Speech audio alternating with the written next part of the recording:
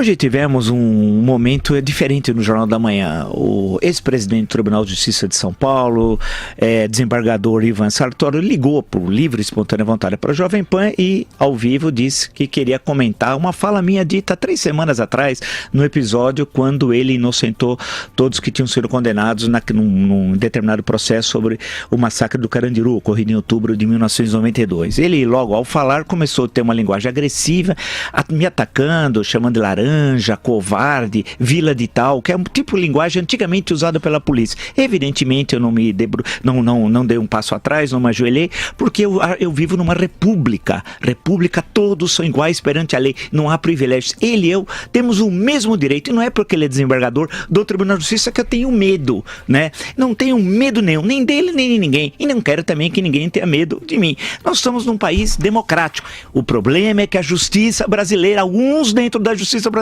não sabem isso até hoje. Importante lembrar que o episódio do Carandiru, a responsabilidade fundamental, o que ocorreu, muitos nem lembram, nem sabem.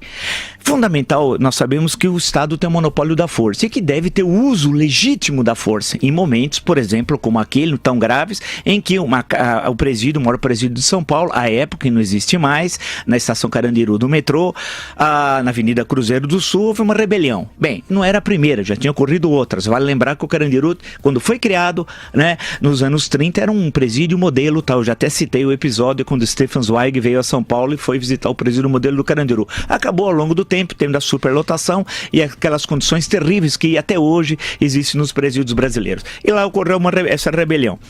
Em pleno processo de eleição municipal aqui em São Paulo, e em pleno processo e julgamento do então presidente afastado Fernando Collor, outubro de 92. Houve o episódio, foi deslocado às forças policiais. O governador do estado, Fleury Filho, se omitiu. Omisso. Então, primeiro erro, omisso.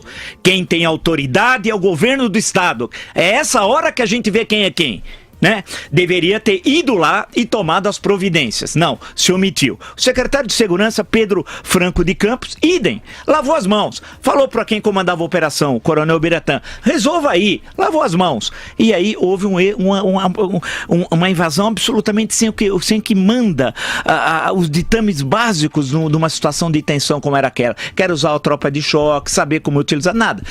Foi de uma forma absolutamente equivocada, com um massacre de 111 prisioneiros. Cerca de 90 deles morreram nas suas celas. Portanto, ninguém estava fugindo, nada disso. Foram fuzilados, tal.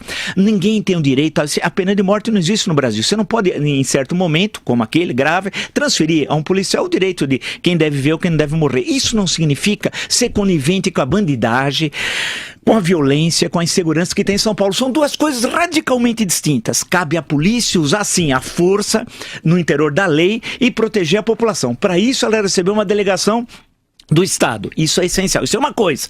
Outra coisa é romper os ditames legais e decidir quem deve viver ou não. Isso é outra coisa. Isso não cabe a qualquer policial. Nós já tivemos a trágica história recente do Brasil, os Esquadrões da Morte, começou lá no Rio de Janeiro, né, com a escuderia Lecoq. Foi uma tragédia, com ramificações em São Paulo, né, liderado por um traficante, um consumidor de drogas, que era o delegado Sérgio Paranhos Fleury, que também teve envolvido, tristemente, com a repressão política aqui no DOPS, aqui no Largo General Osório. Portanto, a fala do desembargador Ivan Sartori era uma fala agressiva para tentar intimidar, como se ele estivesse acima de mim ou de qualquer cidadão. Na República, volto a dizer, todos são iguais perante a lei. O episódio Carandiru é um triste momento da ação da polícia e da justiça. Anular o julgamento como foi anulado é um escândalo, E não queiram colocar pecha de defender bandido. Ele disse através do seu Facebook, numa postagem, que quem estava o atacando estava recebendo dinheiro do crime organizado. Olha a gravidade dessa afirmação, né? E por outro lado, ele tentou desqualificar o jornalismo da Jovem Pan, dizendo que esse jornalismo, expressões dele que eu até anotei naquele momento, era um jornalismo degradado. Ele deplorava, né, as ofensas que ele tinha sofrido, fazia uma série de considerações sobre o jornalismo e citava um jornalista que não é da Jovem Pan, nunca foi, e que ele ouvia, diz ele, há tantos anos, etc. tal. Ou seja, mostrou que ele não fala lé com cré. É um senhor sem equilíbrio emocional, causa estranheza que ele chegou a presidir, inclusive, o Tribunal de Justiça, causa estranheza que ele é desembargador e causa estranheza que um dia ele foi juiz. Vale lembrar que ele não representa o conjunto dos mais mais de 300 desembargadores de São Paulo. O Tribunal de Justiça, ele é exceção, ele não é a regra, e não é ligando e ameaçando as pessoas que se cumpre a justiça no Brasil. A democracia aqui não é uma republiqueta, não é uma república de bananas. Isso daqui é uma república democrática e tem muitos defeitos, mas ninguém está acima da lei, inclusive o desembargador Ivan Sartori.